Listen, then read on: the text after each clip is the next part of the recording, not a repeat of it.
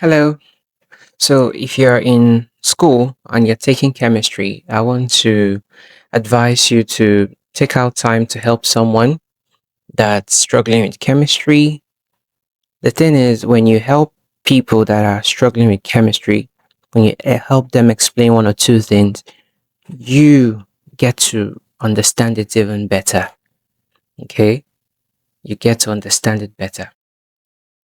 Yeah, I mean, that's what I did when I was in school, tutoring and helping people out.